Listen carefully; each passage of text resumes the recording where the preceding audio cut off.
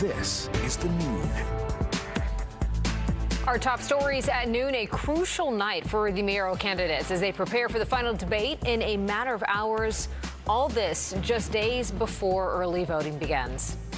But first, we are monitoring a developing story. Police arresting the mother of a newborn baby found abandoned inside of Manhattan subway station.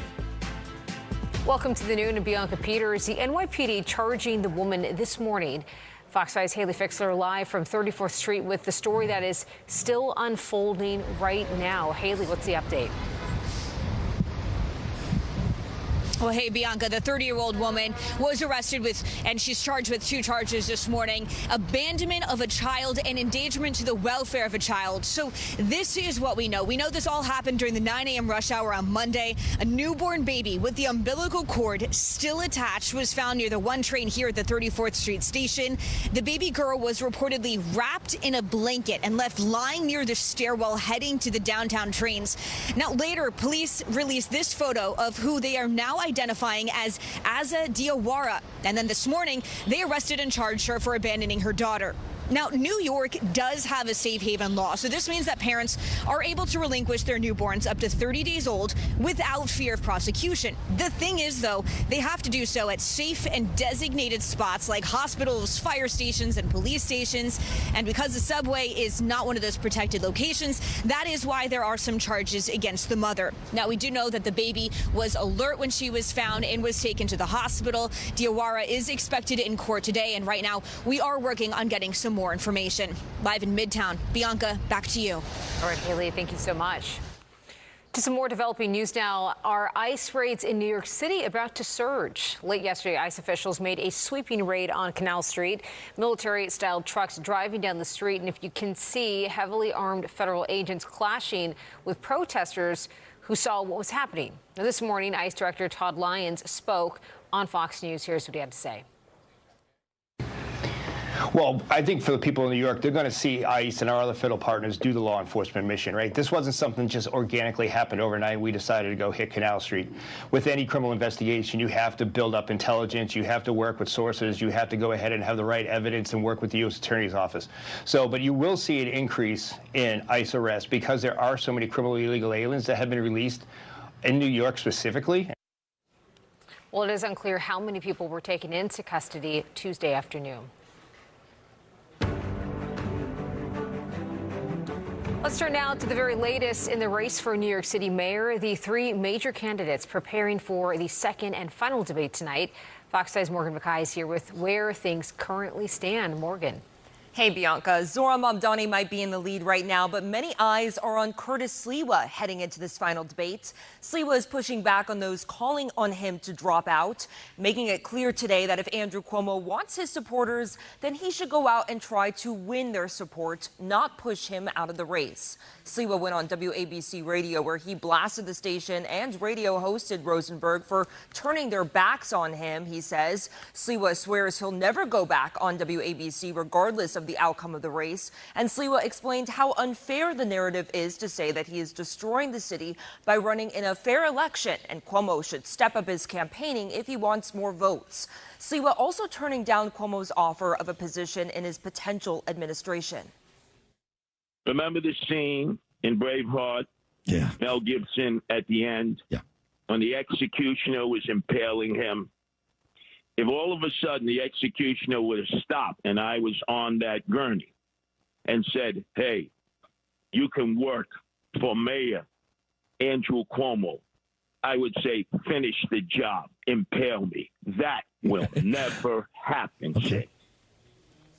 Meanwhile, Cuomo has been working to pick up Republican voters, not only by trying to push Sliwa out of the race, but also by appearing on right-leaning shows like Logan Paul's podcast and others. He's also changed his messaging slightly to praise President Trump's handling of the border and by assuring voters that this is a choice between capitalism and socialism. Cuomo's campaign has not shared what his plan is ahead of the debate, but here's what he said about his message heading in yesterday. It's a balance. You don't want to be too aggressive because then, everyone has a critique. You're too aggressive. They say you're a bully. You're not aggressive enough. They say you're too soft. So every New Yorker has an opinion. But to me, it's more effective. Who has a plan that makes sense? Now, Mamdani released a list of guests this morning who he is bringing with him to the debate, saying that these are, quote, New Yorkers who Andrew Cuomo failed. This includes a woman whose mother died in a nursing home during the COVID pandemic and a healthcare worker, union worker who moved to New Jersey while Cuomo was governor because she says the city was too expensive. Mamdani's campaign says he'll be taking the bus to the LaGuardia Community College where the debate is being held. Here's what Mamdani said yesterday about his final message. And my message to New Yorkers will be that while my opponents are focused on speaking about each other and which one of them should drop out, my focus will be on New Yorkers themselves and the concerns I've heard from them that keep them up at night. And the debate starts at 7 p.m. tonight and will be in front of a live audience. Bianca? Forward to that one. Morgan, thanks so much. And coming up later in our second half hour, we are breaking down everything you need to know when you step into the voting booth for the New York general election. Let's turn now to weather to see what's in store for us this afternoon. Let's turn things over to meteorologist Audrey Puente at the Weather Center. Hey, Audrey. Hi there, Bianca. Well, that sky looks spectacular out there. We started off with a lot of clouds this morning, a couple of showers, but now we have a few puffy cumulus clouds decorating the sky, and we generally should see mostly sunny conditions as we move along through our midday hour here. It's pretty blustery, too. Winds are gusting to about 25 miles per hour. There's a chance of an isolated sprinkle off to the north. Cooler weather will return to the tri-state area for the second half of the week, and we're also watching Tropical Storm Melissa, which I'll give you the latest update coming up. Sunshine and 60 in Central Park. A few more clouds at LaGuardia with 61, sunny and 65 down towards Atlantic City. Not much is happening on the radar. The rain from this morning has now pivoted off towards New England. We're in store for a drier afternoon and cooler weather ahead. I'll have the details coming up. Bianca? All right. Thanks so much, Audrey.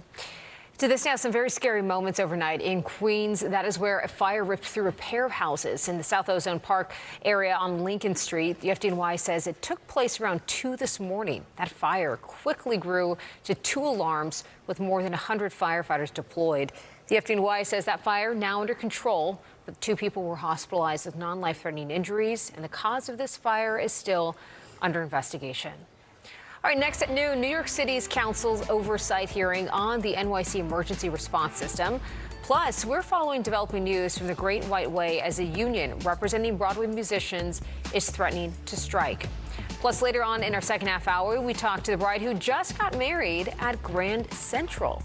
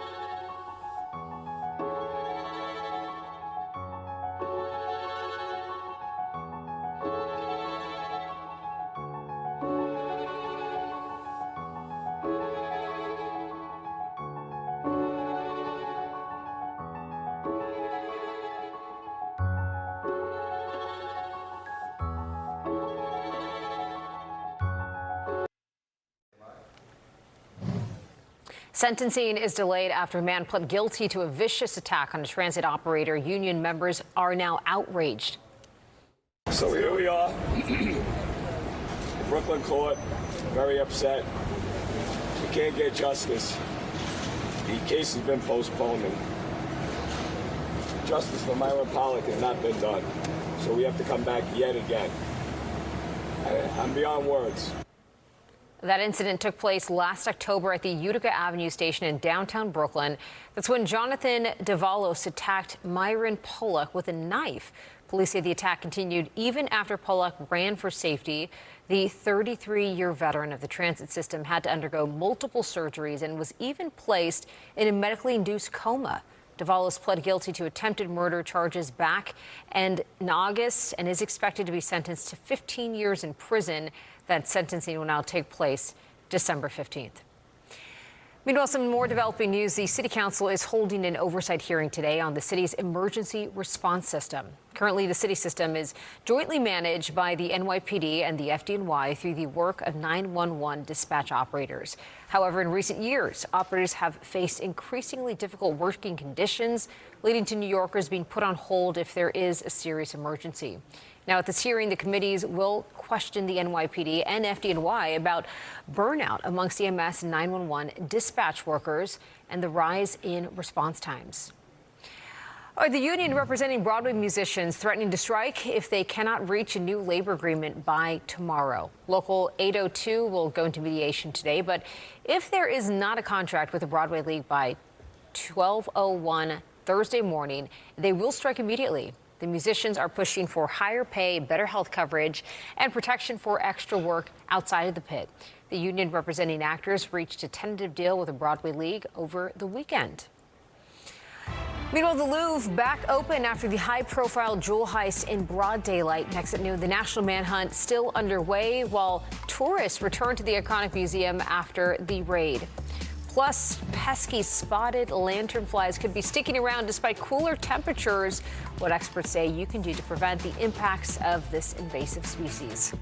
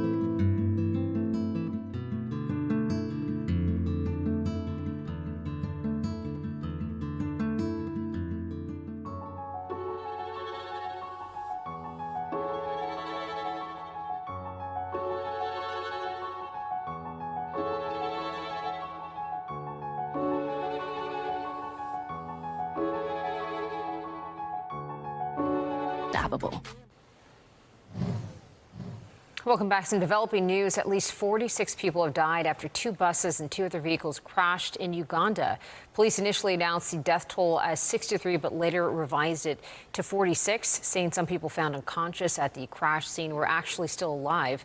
According to police, 2 bus drivers going in opposite directions attempted to overtake other vehicles and then collided near the town of Chirandonga. Also developing, a top UN court rules Israel must allow UN relief agency in Gaza to supply aid to the war-torn territory. This news comes as Vice President J.D. Vance met with Israeli Prime Minister Benjamin Netanyahu in Jerusalem this morning to discuss Gaza's fragile ceasefire. Now, this visit comes as questions still linger over the long-term plan for peace, whether Hamas will disarm, and who will govern the territory after the war. Vance noted flare-ups of violence in recent days, but said the ceasefire between Hamas and Israel is still going better than he expected. And some long lines outside the Louvre Museum in Paris today. It is the museum's first day open since the thieves stole tens of millions of dollars worth of priceless jewels. Fox 5's Antoine Lewis is in the newsroom with the very latest on this manhunt for the suspects and the priceless pieces that were taken away from this famous museum. Antoine. Well, Bianca, Paris officials are expanding the search for the thieves in this heist. And as you mentioned, a nationwide manhunt now underway with more than 100 investigators involved in this case. Here's a look outside of the Louvre early this morning. The line, as you can see, is forming and moving. The museum is welcoming back visitors and tourists just days after that major jewel heist. On Sunday, a group of thieves broke into the museum using what you see there, a basket lift, to scale the building and then broke inside. Authorities say they made off with 8 pieces from France's crown jewels, including a sapphire diadem, a necklace, and a single earring that was linked to the 19th century French queens. They were valued at more than $1 million. As the museum opens back up, questions have begun to swirl about its security. France's culture minister says the security apparatus installed apparently worked properly during the theft. Officials say the thieves escaped on motorcycles and that the entire operation only took 8 minutes to pull off. It was astonishing. Especially how quickly. Yeah, astonishing that they were able to do something like that in such a short amount of time with no one really noticing what was going on. Right. So it really was like an ultimate heist in the middle of the day. Yeah, it almost sounded like a movie. Just like a movie. Yeah. Now, the Apollo Gallery, which is where the jewels were stolen from, remains closed to the public. It's still considered a crime scene. French President Emmanuel Macron has vowed that authorities will catch those responsible. That is the very latest from the newsroom, Bianca. We'll send things now back upstairs to you. All right, Antoine, thanks so much. Well, developing news now. We are in day 22 of the government shutdown, and both sides of the aisle remain at odds. House Speaker Mike Johnson acknowledged the shutdown is now the second longest in U.S. history and blamed the Democrats on Tuesday. Democratic leaders asked President Trump for a meeting to negotiate on their health care demands, but Trump said that he's only going to meet with them once the government reopens. The Senate is expected to vote today for a 12th time on a House-passed bill that would reopen the government. Meanwhile, a security scare last night in Washington. Police arrested a man who they say drove his car into a security barricade outside of the White House. This happened shortly after 10:30 p.m. The Secret Service took the still unidentified man into custody. Officers searched that man's car, but they found nothing suspicious. Now, the president was reportedly in the White House at the time. And those annoying spotted lanternflies we've been seeing in recent years have now become a problem across the country. Scientists say that they're an invasive species that have killed millions of trees and plants. They've been seen in 19 states after being discovered decades ago. The lanternflies are usually spotted around July, but in some cases it can be seen as late as December. It's believed that they arrived in the U.S. on a ship carrying goods from overseas. The spotted lanternfly is an indiscriminate egg layer, so it will put its eggs on everything from firewood to standing live trees to rocks to grills, the underside of cars. Officials urge people to monitor their plants regularly, and they also say the best thing to do if you see a spotted lanternfly is to step on it.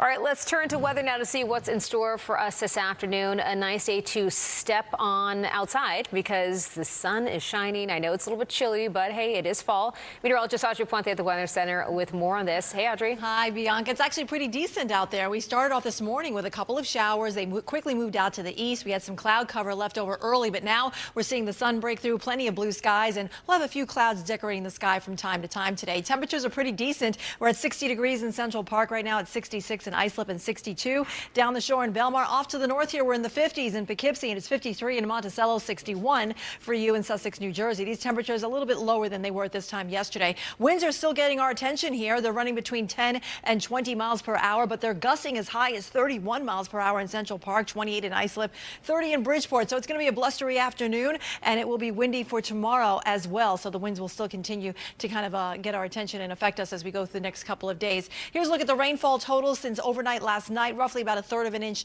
or less on average across the region, and we should stay dry for the rest of the day. Not much is happening on the radar here. The rain showers from earlier have now pivoted over towards New England. We're left with drier weather, and we'll stay that way for the rest of the afternoon. We'll have plenty of sunshine on tap for us here in the tri-state area. Again, with just a couple of clouds decorating the sky later this afternoon. High pressure is keeping things pretty quiet across much of the nation, from the northern plains all the way down towards the deep south. We're in store for a quiet weather pattern for the next few days across our region too. The exception may be the Hudson Valley, where we could get a few chances of a couple of sprinkles, which we'll talk about in the next half hour. In the meantime, today we're looking at mostly sunny skies, a few clouds late in the day. Temperatures running in the 60s, a little bit lower than yesterday, but still average for this time of year. Tonight we'll drop down into the 50s in the city, 40s in the suburbs, and then we drop even further for our highs later this week. I'll have the details coming up. Bianca?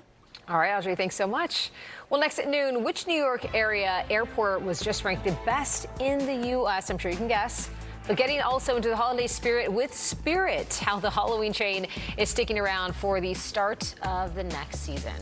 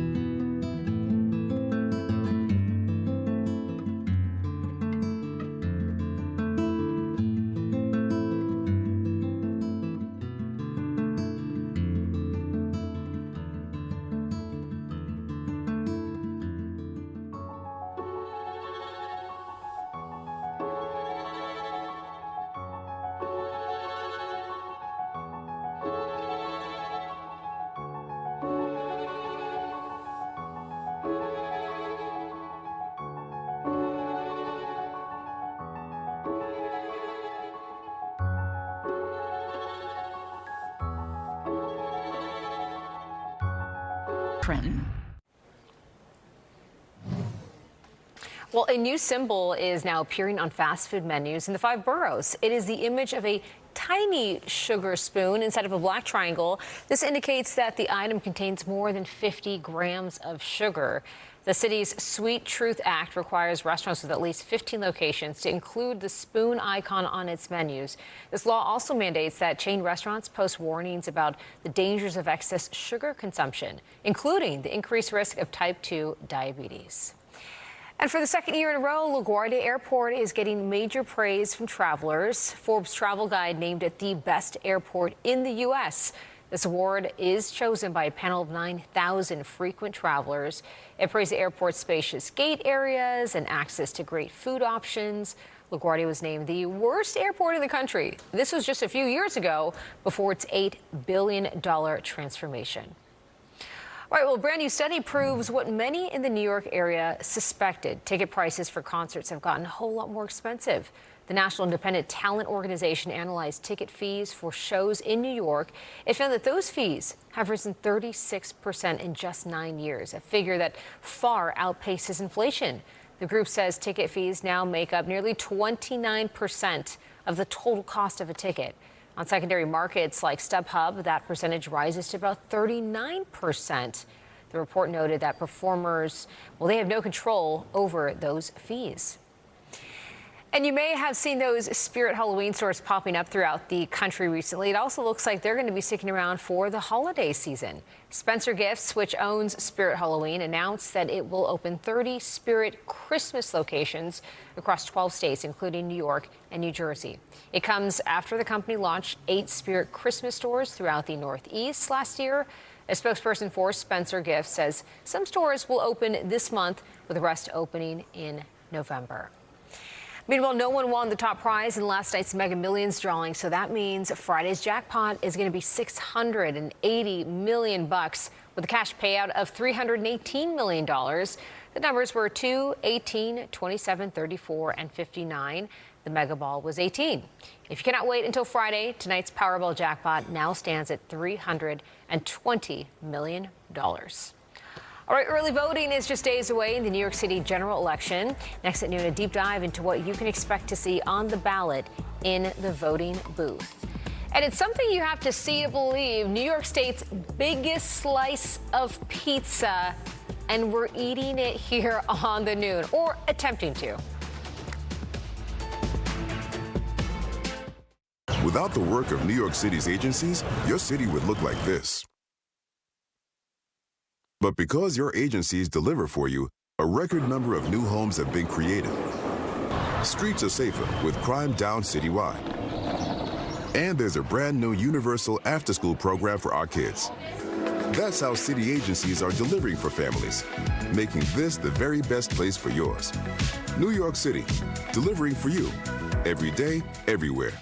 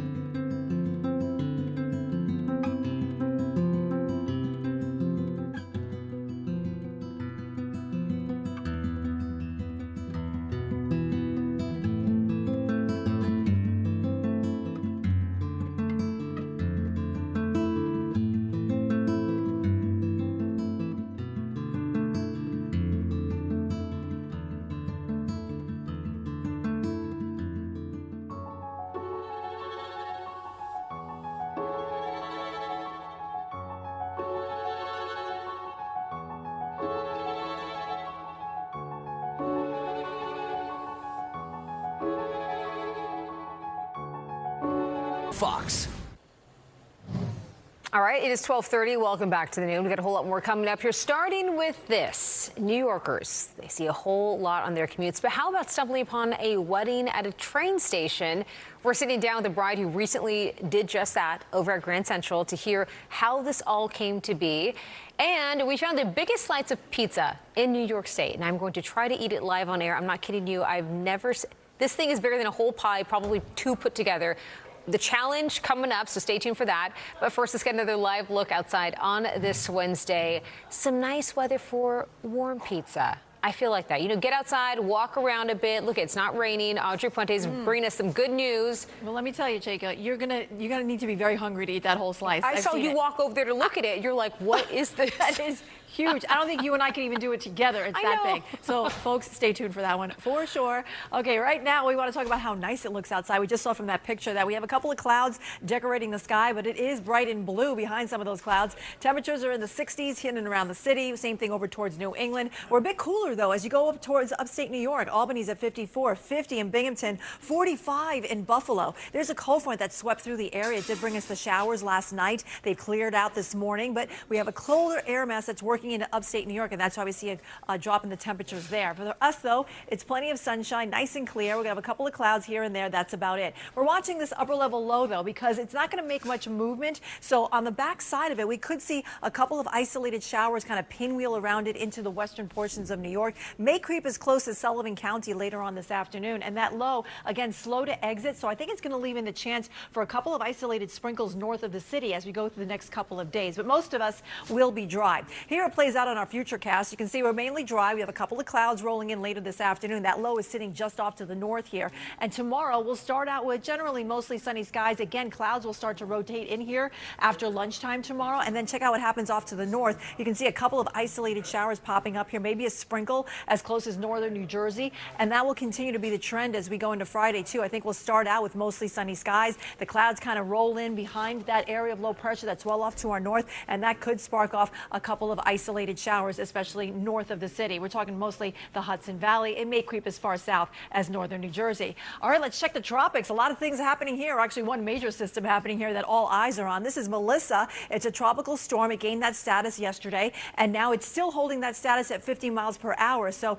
it's a tropical storm. However, it's expected to intensify as we go into the next couple of days. But of more concern than the intensification is that it's not going to make much movement. Here it is as we go into the weekend here, and you see it's still drifting south of Kingston, Jamaica. It looks like it'll bring a lot of rain to that part of the Caribbean. The good news for Hispaniola, it's kind of moving away now, at least turning away. But check it out. It's moving over very warm water right here in the Caribbean. So it's expected to intensify to a Category 3 storm, which is a major hurricane. So we have to watch and see how this is going to impact, it looks like, Jamaica for the most part over the next couple of days. 64 degrees here in Central Park. That's our forecast high. Well, it'll be a windy day, too, with our wind gusts at 25 miles per hour. So it'll feel chilly in the shade today. And then tonight, we're going to drop down to about 47 in the city. We could see some 30s north and west. It'll be breezy, too, so it will be a cold night. You want to bundle up if you're heading out this evening. Tomorrow, we're going to start out with some sunshine. We'll get some clouds in the afternoon, isolated sprinkles possible north of the city. Same thing for Friday, but check out the temperatures. They take a drop into the upper 50s as we go into the weekend. The good news about the weekend, though, it'll be nice and dry with plenty of sunshine, so that feels nice. Bianca, over to you. Looking forward to that, Audrey. Thanks so much. Appreciate it. Meanwhile, to this now, with early voting beginning this weekend, it is important to know what to expect when you step into the voting booth. That includes which candidates and former candidates you will see more than once. Good Day's Dan Bowens and Robert Moses break all of this down for us. After all the campaigning, it is finally time to vote, Robert. And as we look, a lot of people getting the ballots, but some people are kind of confused about what's going on this ballot. Yeah, let's go through these ballots. First of all, a couple things to notice. You will see a couple of the candidates on here multiple times. So Zohran Mamdani appears twice on two different party lines, the Democratic Party line and the Working Families Party line. Same thing with Curtis Sliwa. He, too, appears twice, once on the Republican line and once on the Protect Animals line. If you want to vote for either of these candidates, only fill in one of the circles. It's not like if you fill in two Mamdani circles or two Sliwa circles, you get two votes. No, just one vote, so just fill in one circle. Doesn't matter which of the parties you use, but fill in the circle for the candidate you want. So in other words, if I vote for Mamdani in working families, it'll still count for Mamdani, the Democrat. It'll count for the same person. It'll go to the tally corresponding to the party. And I remember a lot of people during the primary, obviously that was a ranked choice system. We're seeing a lot of candidates here, and this is not ranked choice. This is winner takes all. Correct. This is vote for one candidate. And we should also point out, if we come in a little tighter, a couple candidates who have dropped out, i.e. Jim Walden, Mayor Eric Adams. Still on the ballot. They're still on the ballot, and the reason why they are is because they announced their intentions to drop out after the deadline had passed. So these ballots had already been made up. If you don't want to waste your vote, don't vote for one of those two candidates. Vote for someone else. People may end up seeing their names, though, and they may end up thinking that they could still be on there, but they've withdrawn from this election. Correct. And then also important here that it's not just the mayor's race. We've got a lot of stuff going on here. Yeah, of course, we've given the mayor's race the lion's share of attention, and understandably so, but the Board of Elections points out that a lot of these down-ballot races, like public advocate for city council, those city council seats may affect you more kind of in a nitty-gritty way than the mayor's race. So make sure, if you want your voice to be fully heard, that you vote in each one of these races that appears on your ballot. Yep, district attorney, everything there. When you flip your ballot over, you've got the ballot questions. This year we have 6 ballot questions. The first one is about land use. 2, 3, and 4 are about housing reform. The 5th one is about creating a digital city map. And then the 6th one would move local elections to presidential election years. Why would they do that? Well, the reason for that is to try to increase participation, because a lot of voters say, hey, if it's not a presidential election, I don't care, I'm not going to vote. That's a bad idea. So if everything is kind of in one year, the thinking is the turnout will be much better. Well, hopefully we get some good turnout this year, and hopefully running through the ballot like this has helped some of you out there. We know it can be confusing, but if you take your time, we're going to all figure it out. Yeah, just some general pointers. There could be lines, so vote early. Remember, take advantage of early voting. We've seen that in the cities. A lot of people like to do that. Make sure you vote for all of the races on the front of the ballot. Flip your ballot over to make sure your voice is fully heard. And I can't wait to see what happens. Early voting ends the Sunday before Tuesday, November the 4th. We're almost there. And for the very latest in the mayor's race and the election during these crucial final days, keep it right here on Fox 5, both on air and on the Fox local app. All right, next at noon, how fans of the hit series You will have the opportunity to see many of the show's famous locations right here in our city. And New York basketball is back. We got a preview of the Knicks game as they prepare for their season opener at the Garden.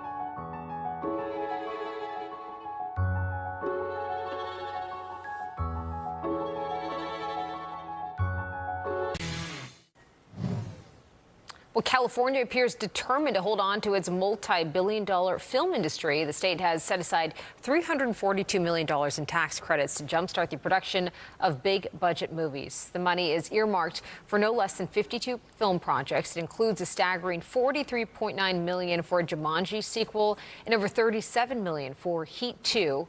Earlier this year, California Governor Gavin Newsom signed a bill that greatly expanded his state's film production credit program. It also includes hundreds of millions of dollars in tax credits for TV productions shot in the state. And fans of the hit series, you will have the opportunity to see many of the show's famous locations right here in the city during a limited time walking tour.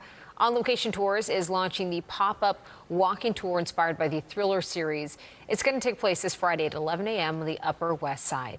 The 75-minute tour will show all of the locations in the cities where the most chilling moments happen. Tickets, only $20 a person. For the first time in over a decade, a couple said "I do" at Grand Central Terminal. Next at noon, we're going to talk to the gushing bride all about her legendary wedding. And we found the biggest slice of pizza in New York State. I am about to find out if I can actually finish it. You don't even understand the scope and size of this thing from this shot right here. You have to wait to see when there's a person standing behind it. So don't go anywhere. You have to see this one to believe it.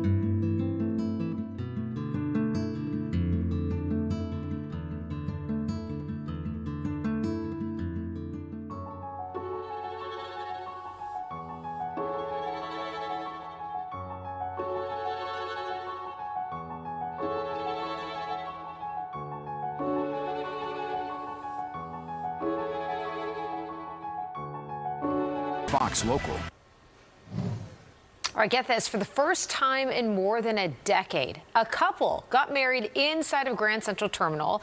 On October 11th, Meredith Giuliani and David Garrett said "I do" in front of 340 guests in one of the most iconic train stations in the world.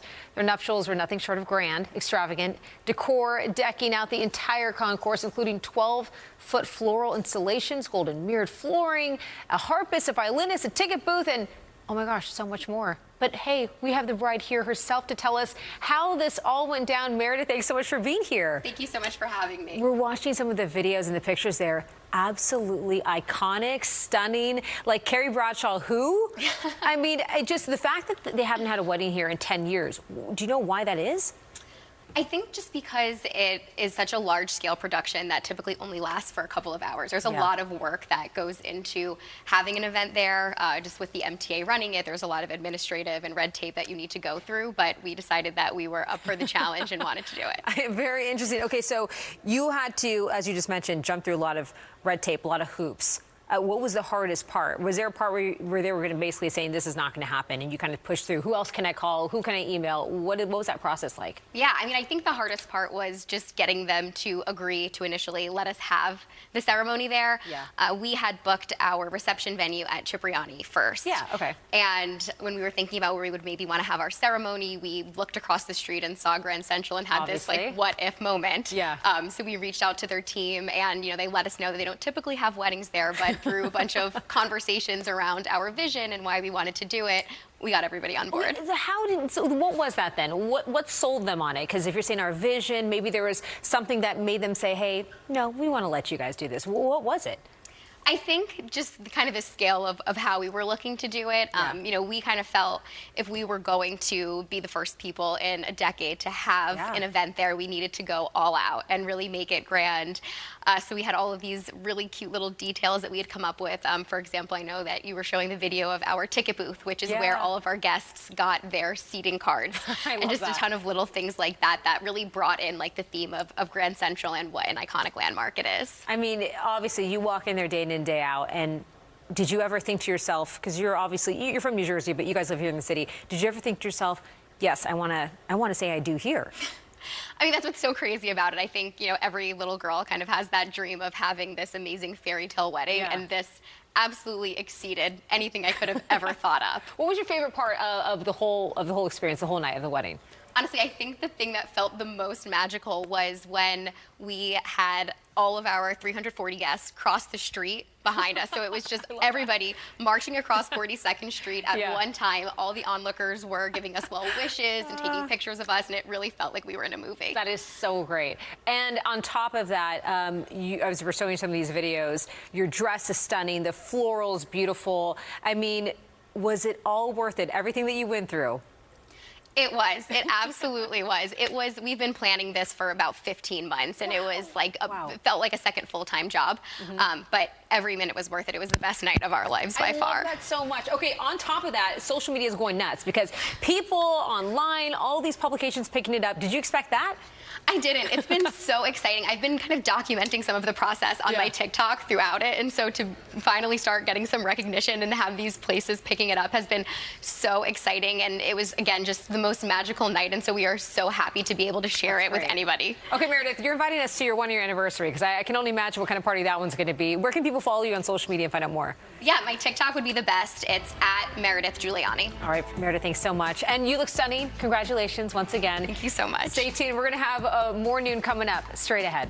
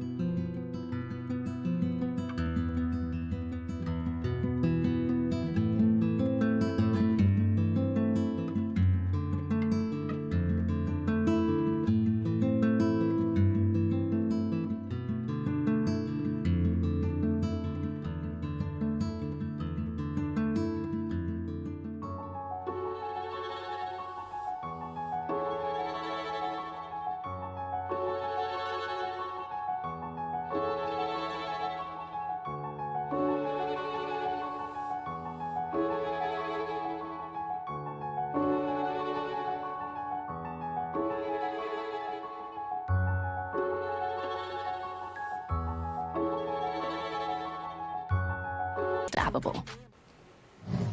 All right, if you think you have seen a big New York slice, think again. We are joined by the team from Pizza Barn in Yonkers, home of the original Super Slice, officially the largest single slice of pizza in New York State, which is so crazy.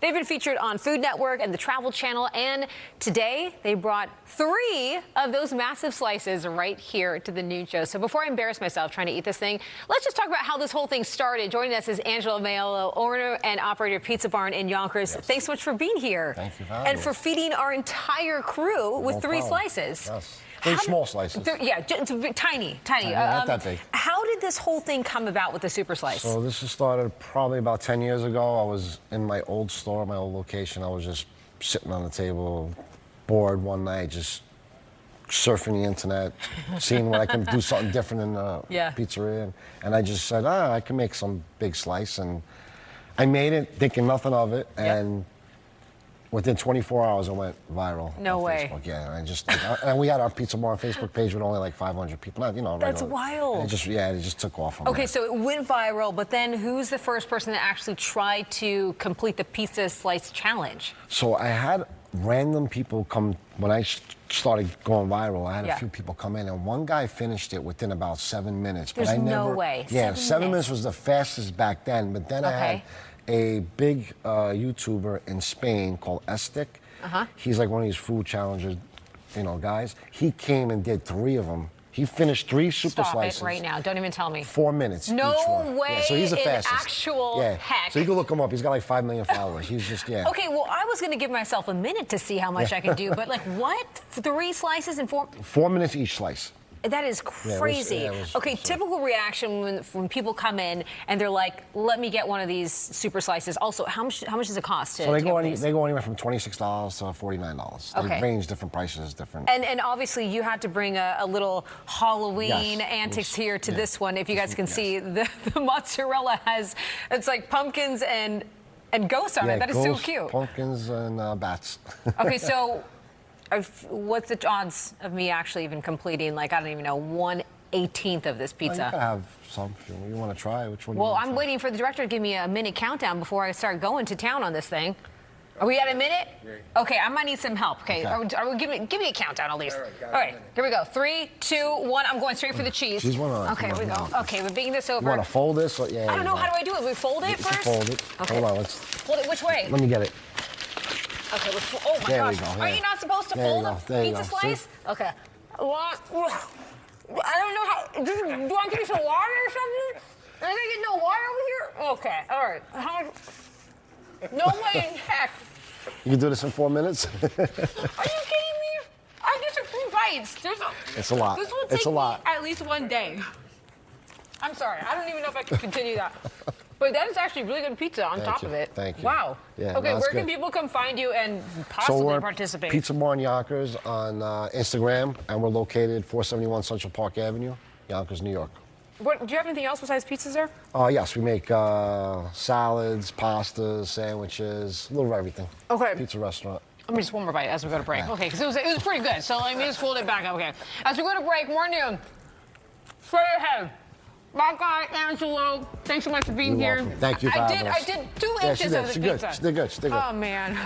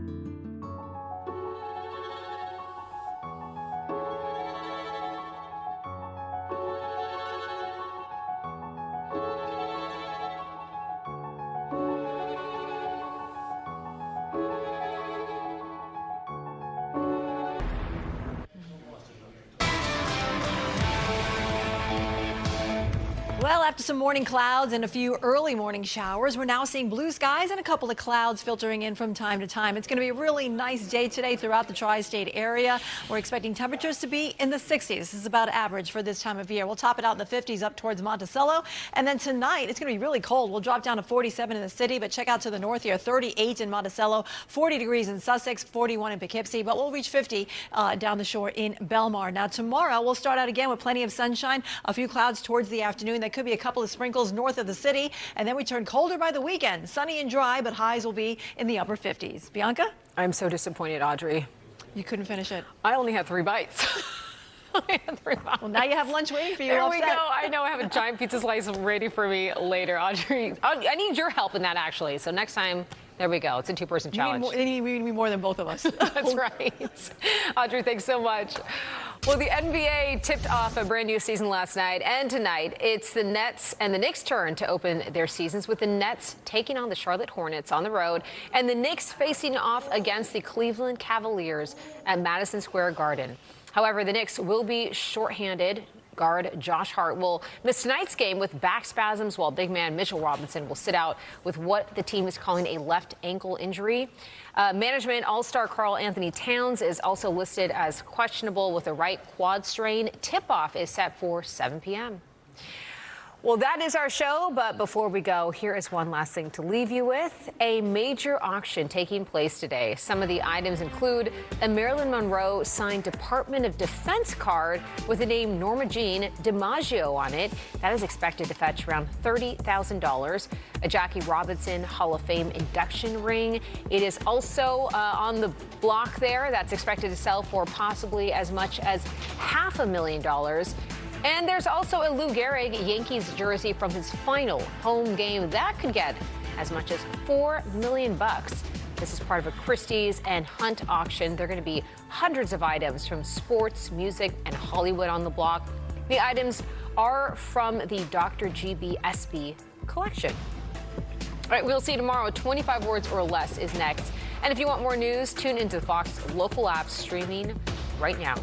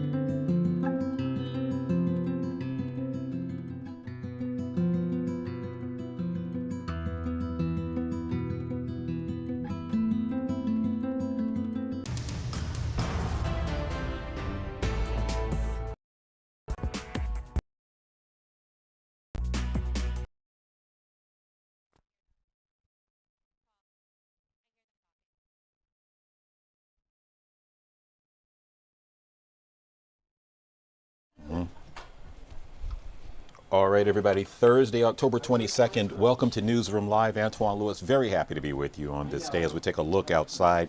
You can see the sun is out, cars are moving. That is the Brooklyn Bridge. Oh, yeah, right there. And also, we're going to be getting into weather in just a little bit, but we always want to begin with news headlines. And we're going to begin with Midtown now and an update to a story that we've been telling you about. We have a sad update, if you will, on that baby that was found at Penn Station. And we're going to bring in Haley Fixler now. She's live standing by. Haley, we know you've got some news to share with us. Good afternoon. Tell us what we know. Hi, Antoine. Well, 30-year-old woman is now facing 2 charges: endangerment of the welfare of a child and abandonment of a child. So this is what we know. This all started during 9 a.m. rush hour on Monday. A newborn baby with the umbilical cord still attached was found near the 1 train here at the 34th Street Penn Station. Now, the baby girl was reportedly wrapped in a blanket and left lying near their stairwell heading into the downtown trains. Later, NYPD released this photo of who they now are identifying as Aza Diawara. And then this morning, they arrested and charged her for abandoning her daughter. Now, New York does have a safe haven law, and this means that parents are able to relinquish their newborns up to 30 days old without fear of prosecution. The thing is, though, they have to do so at safe and designated spots. So, for example, hospitals, fire stations, and police stations. And because the subway is not a protected location, that is why there are some charges now against the mother. Now, we do know that the baby was alert when she was found and was taken to the hospital. We do know that Diawara is expected to be in court today, and right now we are still working to get some more information. Live in Midtown, Antoine, back to you. Haley, before you go, can you just set the scene for us when you were there inside the subway? Are people tense, looking around like they know something happened here and just trying to check things out? You know, any differences in attitudes or observations there? Well, right now it's business as normal. This happened Monday, but we have spoken with people who were there on Monday when the baby was found, and they were just pure shock. They were in disbelief that something like this could happen. All right. Thank you for also bringing about the safe haven laws and pointing that out. Good report. We'll see you later on today, okay? All right, so that was Haley there. Our other top story, the second and final mayoral debate will be taking place tonight at 7 o'clock. So let's run down where the candidates were today. We'll start with former Governor Andrew Cuomo. Now, as you see, all 3 of those, Cuomo making it clear that he wants his supporters to not push him out of the race, if you will. He's getting calls to step aside, just depends upon where, but he's saying that he's staying right there. He's actually coming out swinging, if you will, against Curtis Sliwa and, of course, Zohran Mamdani, who's the Democratic candidate and the front runner, and, of course, Curtis Sliwa there in the red beret, you know, is the Republican candidate. Cuomo is running as an independent. Now, meanwhile, while he's working to try to pick up Republican voters from Sliwa, he's not only trying to push him out of the race, but also trying to suggest that some of the things that Sliwa is pushing and trying to say that he would institute as mayor in our city are not feasible. We told you yesterday about Cuomo's plans for the subway.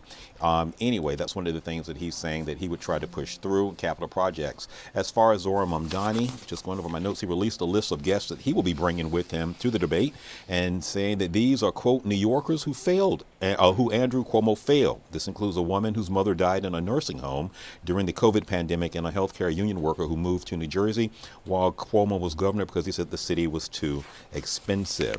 And Sliwa is also explaining how the unfair narrative that he is destroying the city and by running in a fair election is not something that's the case. There are calls for him Sliwa to step aside, to step out of the race. But our Morgan McKay, who's been all over this, and she's working this now, saying that all of her sources are saying that Curtis Sliwa has no plans to do that. So anyway, expect fireworks tonight. It's going to be at LaGuardia Community College at 7. We'll, of course, will be covering that and bring you up to speed on Newsroom Live at 8 this evening, as well as on the 10 o'clock news also. And then, of course, you can stay in touch with everything that's going on our website and on the local app as well.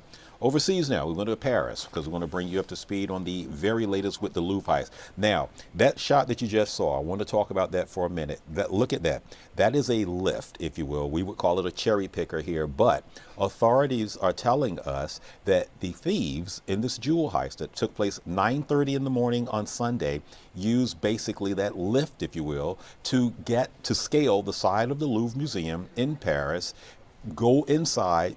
You see the forensic detective right there inside, smash glass, and then steal $102 million worth of the French crown jewels. These include some pieces that go back to the 19th century. You know, so we're talking Napoleon messianic, times there. Anyway, a lot of conversation is going on about this because of the fact that the security system, from what the French ministry is saying, was actually in place. But everyone is now questioning. There are a lot of questions that are going around about it, saying that how could someone basically back up, or bring to the Louvre, basically, like I said, we call it a cherry picker, if you will, but a basket lift is how they're referring to it, to scale the side of the building in broad daylight at 9:30 in the morning and then make off. From what authorities are telling us, the whole operation took about 8 minutes to pull off. The thieves left on motorcycles. The museum opened back up today. We actually have sound from some of the tourists, some of the visitors that were there, all still reacting to this. And take a listen to what a few of them told us. It was astonishing. Especially how quickly. Yeah, astonishing that they were able to do something like that in such a short amount of time with no one really noticing what was going on. Right. So it really was like an ultimate heist in the middle of the day. Yeah, it almost sounded like a movie. Just like a movie. Yeah. All right. Now, again, the gallery, the Apollo Gallery from where the jewels were stolen, that remains closed to the public. And that's because it's still considered a crime scene. There is the lift again right there. That's what authorities say was used in this. 8 minutes of a heist breaking into the Louvre now, mind you, all that. French President Emmanuel Macron has vowed the persons responsible will be caught by authorities. And again, it took about 8 minutes or so. We can also let you know that the manhunt for these suspects in this case has now encompassed about 100 investigators. So yeah, there's an all-out search for the thieves who took that. All right, now the union representing Broadway musicians are threatening to strike. Here's what's going on there.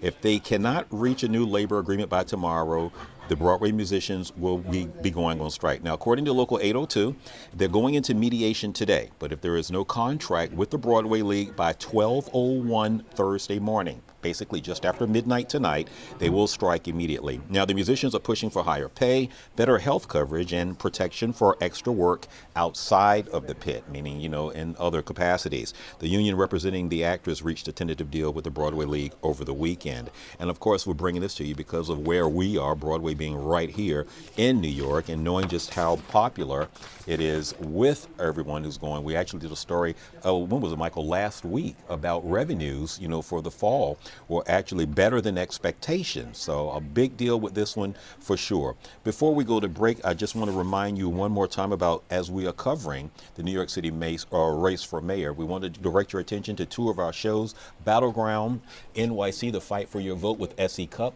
that airs at 7, weeknights at 7, and on Fox 5 right after the 10 o'clock news, and then you can, of course, catch it right here on Fox Local. Other show, of course, is Morgan McKay's show, Politics Unusual, Fridays at 6:30, right after the 6 o'clock news. We're going to talk weather when we come back, including the invasion, if you will, the return of the lanternfly. Audrey Pointe will be joining us. We'll be right back.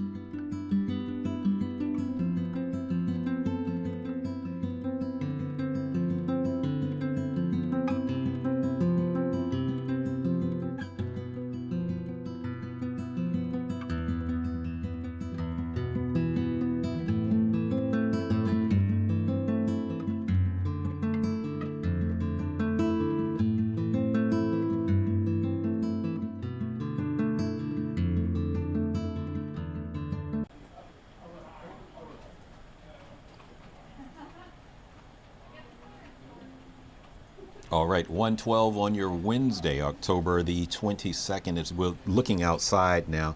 That's just it looks like a postcard, right? Does. It's really pretty. Listen, if the cars weren't moving there on the Brooklyn Bridge, I would think, is that a frozen shot? Because it looks too picturesque.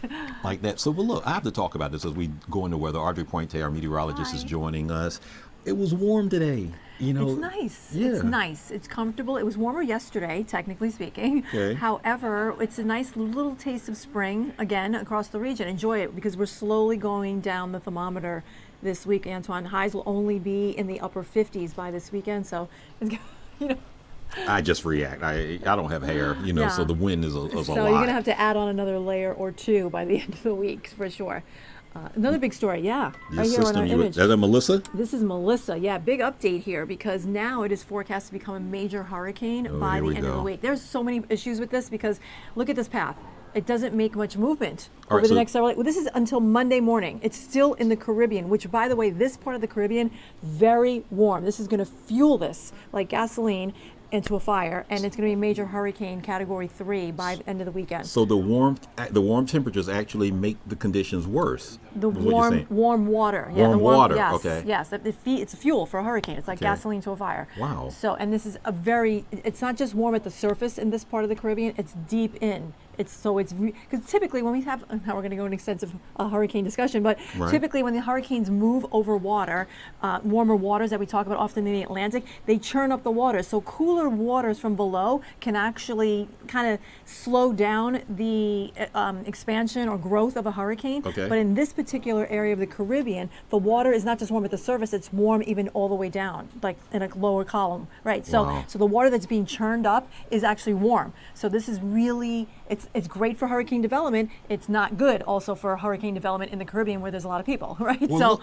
in the graphic that you showed, poor Kingston is like right in the yes, and here's the other issue. So it didn't make much movement. So there's going to be a big story over the next several days, especially into the weekend, because there's going to be a prolonged period of rain. Now, listen, there was a catch-22. Yesterday we thought it was going to move closer to Haiti, which is a mountainous area. Not good for them. So it is moving away from Haiti. However, it's moving towards Jamaica. We also have mountains in Jamaica as well. It's not good for anyone. So whatever direction it was going to move in, someone was going to suffer. But right now it looks like to be Jamaica. It doesn't look to be making a landfall just yet. That could change because it's still in the cone of uncertainty. However, the center of that is taking it south, at least the eye. But rain will still affect Jamaica and even Hispaniola, but not as much in Hispaniola. It'll be more towards Jamaica and points westward. Well, the one of the questions that I had, I know trajectories change and that sort of thing, but could we feel any effects at all? This is not going to affect us, no. This is a storm that's going to stay way down, fortunately for us, unfortunately for the folks down south. But let's talk about our weather, because I can talk about this hurricane stuff for quite some time. Yes, but you can. For us, it's looking good. Plenty of sunshine right now. We're going to have some clouds filtering in towards the afternoon. Actually, we caught it right there on that live shot that we just had. And we're going to stay dry. However, the low area of low pressure with the cold front that came through and brought us the rain last night and early this morning, the low itself is up in Canada, and it's going to kind of linger.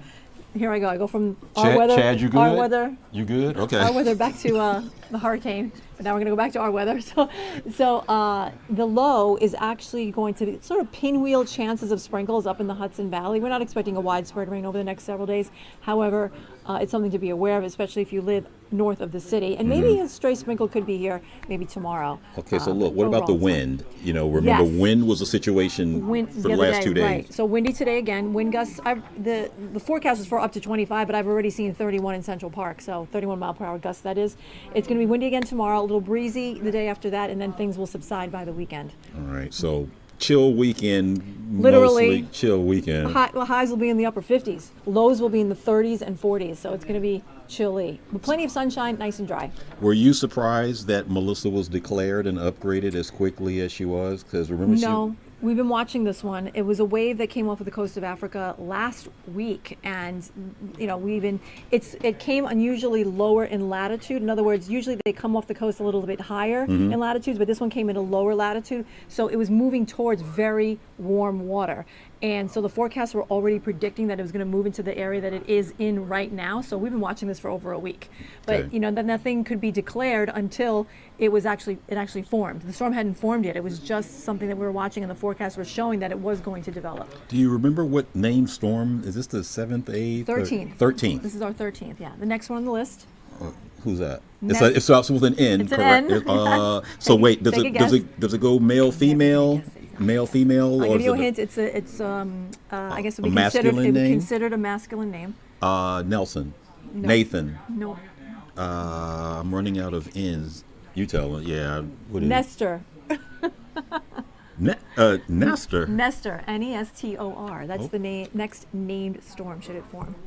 And Really? by the way, hurricane season is until November 30th, so we still have time for Nestor to show up to the party. Hurricane Nestor? Yes. Okay. Well, or tropical storm Nestor. Well, I mean, yeah, but and the names are chosen at random, right? No. The World Meteorological Organization already establishes the list about 6 years in advance. So you can go on the website and see what the names will be next year and the year after that and the year after that.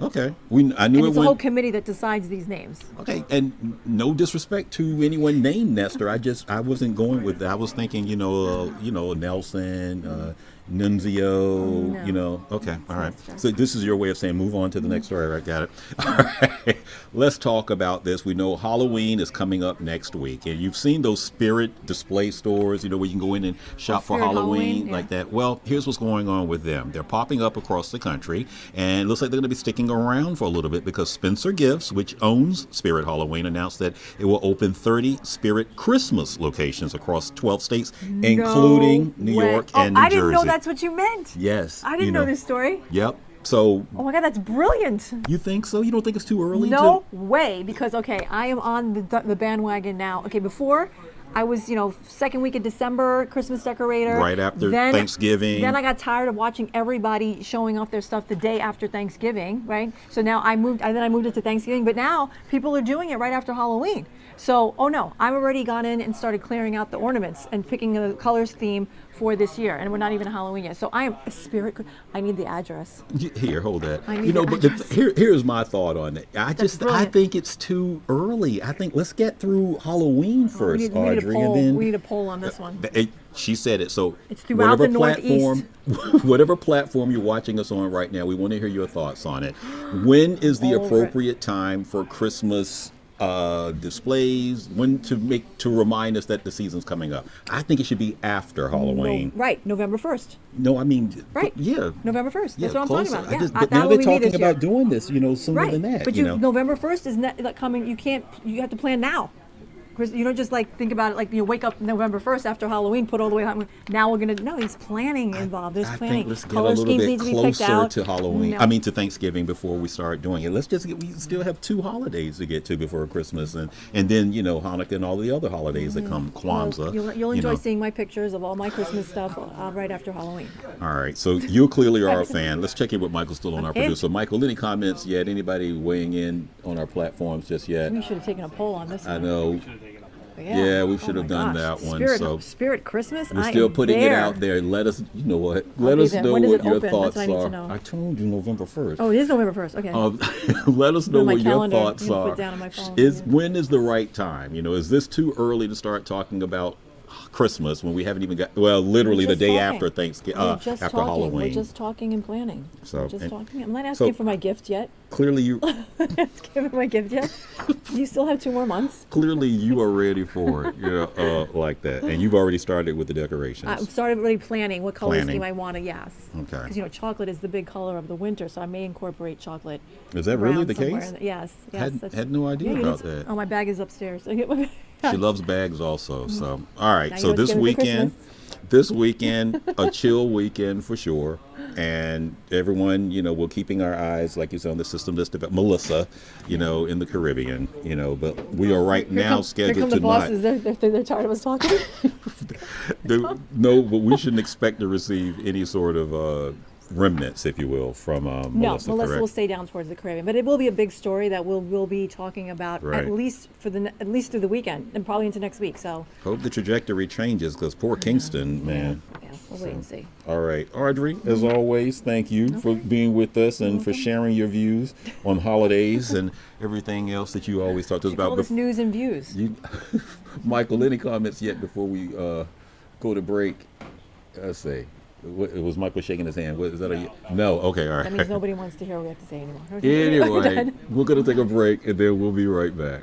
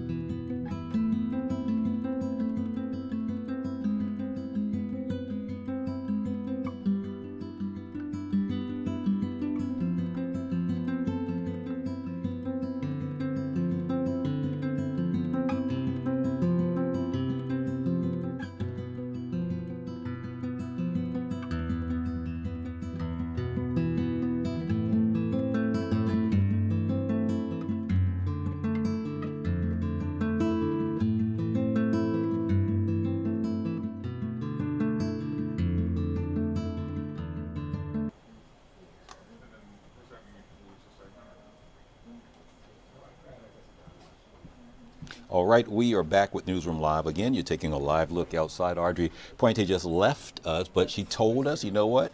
The sun that you're seeing peeking through the clouds, as well as the warmer temps, you know, that's going to be here for a minute. Things will drop off in just a little bit. But speaking of, I want to bring your attention to this one now. You remember the lanternflies, the speckled little spotty things that we were inundated with right there. There it is right there. Well, we have an update for you on that. Scientists are telling us that they are really become a problem, not just in our area, but again, in the whole tri-state area, if you will, and across the country. Scientists are saying that the invasive species have killed millions of trees and plants, and they've been seen in 19 states after being discovered decades ago. Now, lanternflies are usually spotted around July, but as in some cases, it can be as late as December, and it's believed now that they arrived in the U.S. on a ship carrying goods from overseas. But let's hear what some of the experts are saying about it.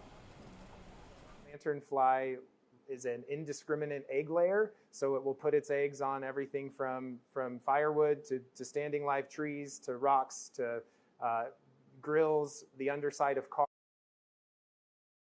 Okay, all right. Now, officials are urging people to monitor their plants regularly, and they also say the best thing that you can do if you see a lanternfly is to step on it. So, absolutely, I've stepped on a couple myself recently because, again, this is what officials are telling us. They are invasive. They're destroying, you know, our trees, you know, our greenery around. They are a problem. And while some may find them cute to look at, and I know the guy was playing, yeah, there it is right there, you know, touching them and stuff like that. The best advice coming from the experts is just to squash them, step on them hard, you know, like that. I don't know if you've seen that, but at least a couple of times here on the sidewalk walking, you know, you can see some of the little kids, you know, the parents are pointing out there's one and they're stomping on them like that. So absolutely, in this particular case, it is the right thing to do. Now, if you're a big NBA fan, as I am, even though I'm having some problems last night viewing my team, we'll talk about that later. But anyway, night 2 of the NBA's opening season for the 25-26 season is underway. And the Knicks and the Nets are both having their tip-offs tonight. Now, the Nets will be taking on Charlotte. They will be on the road, so no home game there. The Knicks will be playing the Cleveland Cavaliers over at the Garden. Now, the Knicks will be shorthanded. Josh Hart, who's a guard, he will be missing tonight's game because of back spasms, the team is saying. And Mitchell Robinson, you know, he's a big guy in the middle there. He's going to be sitting out because he has what is called left ankle injury management. So we don't want any problems out of Big Mitch. Absolutely we don't. Now, Karl Anthony Towns was also listed as questionable. He has a right quad strain. Tip-off is set for 7 o'clock tonight, and we'll keep you up to date on the Nets as far as how they are doing as well. But if you came back, last night was a challenge, you know, for those of us who have teams that we're following on the West Coast, because the opener between Houston and OKC went into overtime, and the NBA, which is on its new home channel, you know who that is, are redirecting everyone to their streaming service because it went into overtime at 10 o'clock, which is when the Lakers and Golden State was supposed to play. So unless you had the streaming service, you were out of luck. And a lot of people are weighing in and sounding off if they had West Coast teams that they were hoping to see the opening night last night. I don't know if any of you experienced that, but yeah, a lot of people were upset because they don't have that streaming service and thinking that League Pass, which is supposed to be the gap filler, if you will, if you're following teams as they're doing local, was supposed to save you, but that was not the case. So anyway, if you have a comment on that or a thought, be sure to let me know, because I certainly heard enough of them on the subway this morning when I was coming in. Michael, I'm looking at you. Anything follow-up from our viewers? Anyone watching us? Any questions or comments? You know, we did get the one who was Chad earlier, just to explain that as we talk about newsroom stuff, it's kind of hard to get away when you are live from if someone drops something, which was the case here. It's certainly something audible. We could not act like you didn't hear it. So Chad's one of our writers and producers here. So that's what had happened there when we were asking if he was okay, because we heard the noise that had dropped. And that would be Chad weighing in.